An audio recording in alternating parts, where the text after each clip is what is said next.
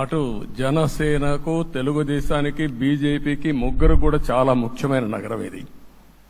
ఎందుకు నేను ఈ మాట అంటున్నానంటే, లాస్ట్ ఎలక్షన్లో 2014లో హరిబాబు అక్కడ ఎంపీగా గెలిచారు. తర్వాత విడిపోయిన తర్వాత 2014లో మళ్లీ మనం పోటీ చేసినప్పుడు చేశాం. 2019లో 4 అసెంబ్లీ సీట్లు గెలిపించిన ఏకైక నగరం విశాఖపట్నం తెలుగుదేశం పార్టీకి. అదే మాదిరిగా ప్రజల్లో గణనీయమైనటువంటి అభిమానం జనసేన అధినేత పవన్ కళ్యాణ్ గారి పైన ఉంది. ఈ 3 కలిపి నిన్న ఒక సునామీ మారిగా వచ్చింది. అక్కడ ఒక్కొక్క సీట్లో మీరు చూస్తే 90,000, 90,000, 70,000, 80,000 మెజారిటీతో గెలిపించారంటే ఆనాటి ముఖ్యమంత్రి విశాఖపట్నాన్ని రాజధానిగా చేస్తాను, ఎన్నికలు అవుతానే అక్కడే ప్రమాణ స్వీకారం చేస్తానంటే నువ్వు రావద్దు అని ప్రజా తీర్పిచ్చిన రాజధాని నగరం విశాఖ నగరం. అంటే ఎలాంటి టెంప్టేషన్ కూడా లొంగలేదు వాళ్ళు. ఇది ఒక అనుభూతి.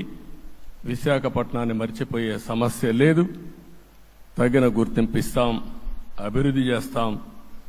ఇంకొక పక్క కర్నూలుని కూడా ఇదే మారిగా చెప్పి కర్నూలుని జ్యుడిషియల్ క్యాపిటల్గా చేస్తామని కడాన ఏమీ చేయకుండా వదిలిపెట్టినటువంటి వ్యక్తి.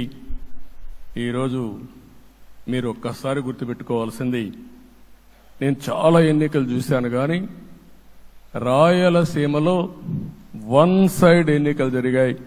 బ్రహ్మాండంగా ఓట్లేశారు. ఓట్లేయడమే కాదు, ఊహించనటువంటి మెజార్టీస్ ఇచ్చారు. ఇది నేను కొంచెం భయపడ్డాను బిగినింగ్లో, కానీ ఊపు చూసిన తర్వాత మాత్రం అనిపించింది అందరూ ఎక్స్పెక్ట్ చేశారు రాయలసీమలో కొంచెం ఇబ్బంది ఉంటుందని. అలాంటి రాయలసీమ తిరుగుబాటు చేసే పరిస్థితికి వచ్చింది. దానికి కూడా మనందరి మీద బాధ్యత ఉంది. కర్నూలుని అన్ని విధాల అభివృద్ధి చేసే బాధ్యత Telugu Desam party, Janasena, BJP, NDA కూటమి తీసుకుంటామని కూడా హామీ ఇస్తున్నాను.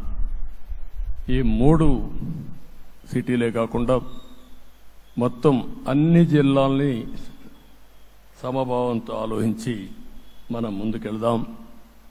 ఇంకొక పక్క మనలో ఏ కోశాన కూడా అహంకారం ఉండకూడదు, అరాచకం అనేది ఎక్కడా కనిపించకూడదు. ఈ రాష్ట్రంలో అశాంతికి చోటు అనేది లేకుండా ముందుకు పోవాల్సిన అవసరం ఉంది. రాష్ట్ర ప్రజలందరికీ హామీ ఇస్తున్నా, సీఎం వస్తున్నాడంటే చెట్లు కొట్టేయడం, లేకపోతే రోడ్లు మూసేయడం, షాపులు బంద్ చేయడం, పరదాలు కట్టుకోవడం అవన్నీ ఉండవు. సీఎం కూడా ఒక మామూలు మనిషిగానే వస్తా, అందరితో కలిసి ఉంటాం. నేను సీఎంగా ఉన్నా మా మిత్రుడు పవన్ కళ్యాణ్ గారు ఏ హోదాలో ఉన్నది కూడా రేపు అనౌన్స్ చేసుకుంటాం.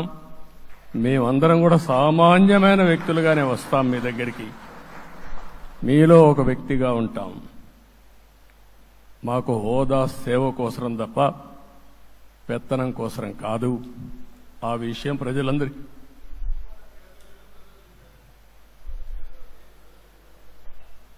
అవన్నీ చేస్తాం.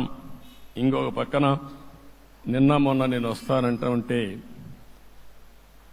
వాళ్ళకు కూడా తెలుసు కాబట్టి ఎన్డీఏ అభ్యర్థిగా అంటే శాసనసభ నాయకుడిగా ఎన్నుకుంటారనే ఉద్దేశంతో, ముఖ్యమంత్రి అవుతాను ఉద్దేశంతో రోడ్లన్నీ కూడా నిలిపేస్తాను. నేను ఒకటే చెప్పాను, మేము వచ్చినప్పుడు ఒక్క నిమిషం ఒక సిగ్నల్కి ఇంకొక సిగ్నల్కి కొద్దిగా గ్యాప్ పెట్టుకోండి. అవసరమైతే ఒక 5 నిమిషాలు లేట్ అయినా మాకు పర్వాలేదు, కానీ ప్రజలు ఎవ్వరికీ ఇన్కన్వీనియన్స్ కలగకూడదని చాలా స్పష్టంగా ఆదేశాలు ఇచ్చాం.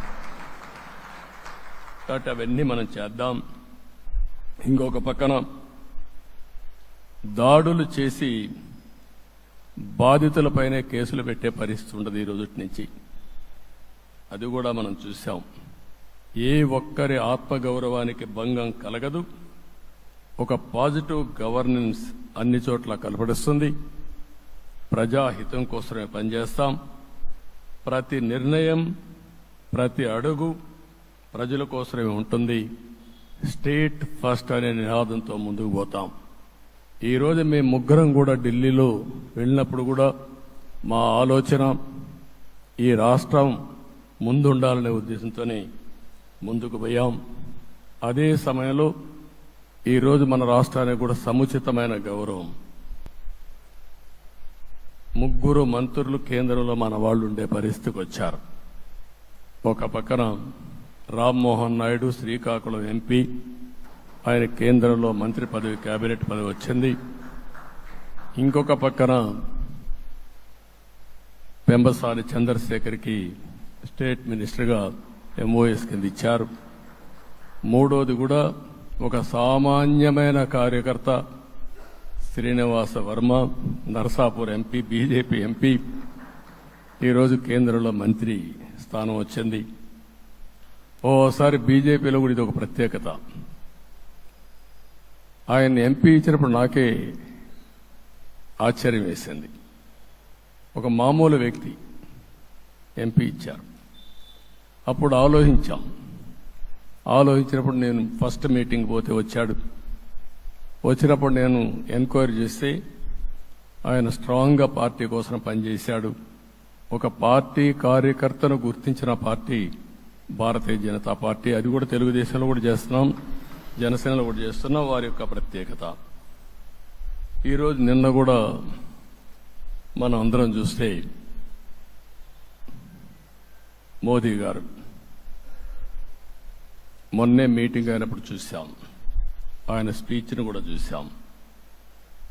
నేను కూడా చాలా స్పష్టంగా చెప్పాను, 10 సంవత్సరాల మోడీ గారి పరిపాలన దేశ ప్రతిష్ట పెంచింది.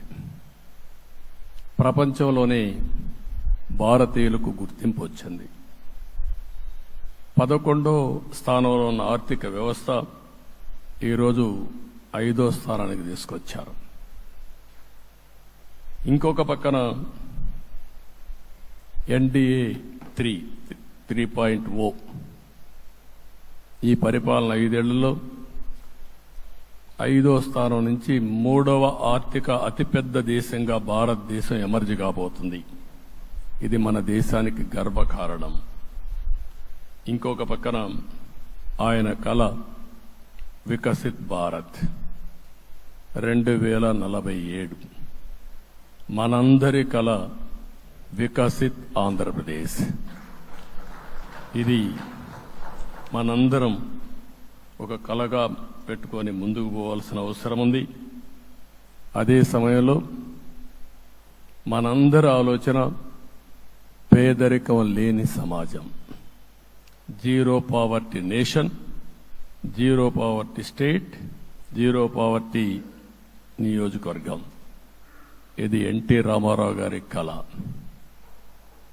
ఆయన చాలాసార్లు నేను మొన్న కూడా చెప్పాను, ఒకప్పుడు కమ్యూనిజం, క్యాపిటలిజం, సోషలిజం ఇది ఆర్థిక సంస్కరణ రాని ముందు ప్రతి ఒక్కరిని అడిగే విధానం.